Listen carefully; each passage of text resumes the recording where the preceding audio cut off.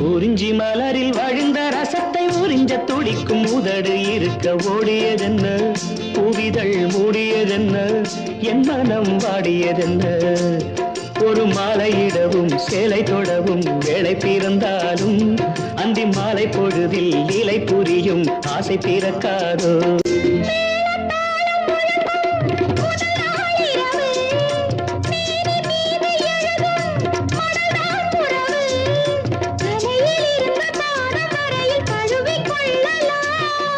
அதுவையில் நான் அனலில் மெழுகோ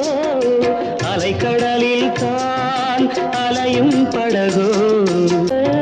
கடலில் வந்து விழத்தான் நதியே பிறக்க